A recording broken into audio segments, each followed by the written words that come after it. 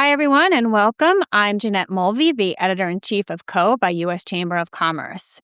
Today, we're going to talk about tariffs and what Friday's Supreme Court decision means to small businesses. I'm joined by U.S. Chamber of Commerce Chief Policy Officer Neil Bradley. Welcome, Neil. Hi, good morning, Jeanette. How are you?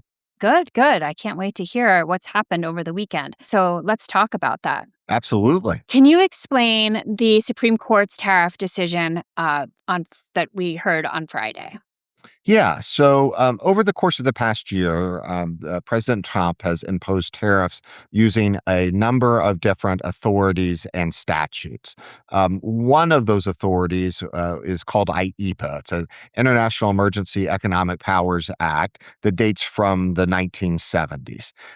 Several people had sued saying that that statute doesn't authorize the president to impose tariffs. And that was the question that was before the Supreme Court. And on Friday, in a 6-3 decision, they said, no, the president doesn't have the authority to impose tariffs, and that therefore those tariffs are illegal and will be discontinued kind of going forward.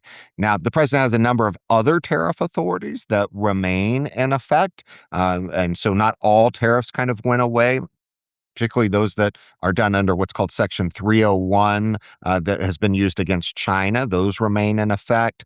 Something called Section 232. Those are product-specific tariffs. Think about things like steel and aluminum, lumber. Those tariffs remain in effect. But these IEEPA tariffs, kind of the global tariffs that ranged anywhere from 10% to 50%, those went away. So, over the weekend, the administration imposed other tariffs, I assume using other mechanisms. So, can you explain that and what those tariffs are, who they apply to, and what they mean? On Friday evening, the president signed an executive order that attempts to reinstate a lot of the tariffs using a different authority. And so he invoked something called Section 122, which allows the president to impose tariffs of up to 15% for up to 150 days. And so the executive order on Friday said that effective Tuesday, February 24th, there would be a 10% global tariff on all imports that the IEEPA tariffs previously applied to, and that would remain in effect through July 24th of this year, which is 150 days. Then on Saturday, the president posted on Truth Social that he was going to increase that from 10% to 15%. Now, we haven't seen that executive order yet, but we suspect it'll come sometime before midnight, February 24th, and that the new tariff rate will essentially be 15% globally. Could these new tariffs under this new mechanism be retroactively applied to the time period of the tariffs that were instituted under IEEPA? No, these are going forward only. So one way to think of it is from basically April of last year up until Friday, we had these IEEPA tariffs. And now the Supreme Court has struck that down. And beginning on February 24th through July 24th, we now have Section 122 tariffs. It's roughly going to be about the same amount. There are going to be variations. And so some countries, this is a reduction in the tariff. For other countries, it could end up being a small increase, but it's roughly going to be the same. The real question is then what happens after July 24th? Does Congress extend these tariffs? The administration's indicated that they're not likely to seek congressional approval to extend them, and that instead they will spend the next 150 days basically doing investigations to impose tariffs under other authorities. So the long story short is tariffs haven't gone away. They've simply shifted the legal authority for those tariffs. Now, that can still create more confusion going forward, more uncertainty, but the tariffs haven't gone away. It's just that the previous tariffs have been now ruled illegal. Okay, so I think the question that everyone watching right now probably wants to know is what happens to all of the revenue that was collected between the institution of the tariffs last year under IEEPA and the day that they were declared that IEPA was declared no longer an option for how one would collect those tariffs. So what happens to all of those people, businesses that paid? Yeah. So the federal government collected about 130 plus $billion in these IEPA tariffs that the Supreme Court now has said was illegal.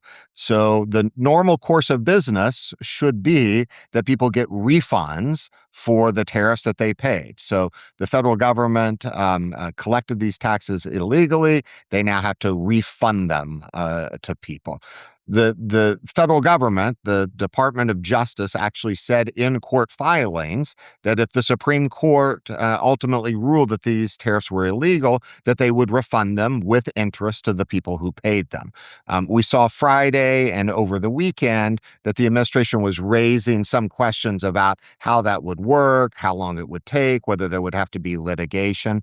And so one of the things that we're really encouraging the administration to do is make this a simple process for small businesses. Hundreds of thousands of small businesses paid these tariffs last year. The tariffs were illegal, according to the Supreme Court. And so people should get a refund, and we should make that process as simple as possible. But to be clear, as of right now, that process does not exist. So there's no website people could go to right now to do that. That's exactly right. There's no process in place right now. There is a normal kind of refund process if you accidentally overpaid your tariffs, that it would make sense for the administration to use that process to facilitate refunds. But as of right now, the administration has not said how they intend to proceed. And so we're just going to have to wait a bit to figure out how this process actually unfolds. Great. Okay. And do we want to just talk a little bit? We saw this during COVID, where there was a lot of potential for scams around rebates and other things like that. So can you just talk a little bit about our audience being careful of that? Yeah, we've already seen firms pop up offering to buy your right to a refund, and so they'll give you, 30 cents on the dollar for your IEPA tariffs, and assume the right to collect that. And so, that can be a legitimate deal, but obviously you're only getting 30 cents on the dollar. We've also seen kind of pop up kind of scams of offering to represent for fees. We don't know if anyone's actually going to even need any representation in order to get a refund. And so until we know what the process looks like, to my mind, it seems pretty premature to sign on to any type of service that promises you to accelerate that. Once we know what the process looks like, then we'll know how people should try to navigate that process. Great. You said before that the chamber is encouraging the administration to make the refund process as simple as possible. Can you talk more generally about the U.S. Chamber of Commerce's position on these tariffs and on tariffs in general and our work on that? Yeah, we have a over 100-year history at the U.S. Chamber, being for low tariff policy. We tariffs are taxes. They kind of distort the economy.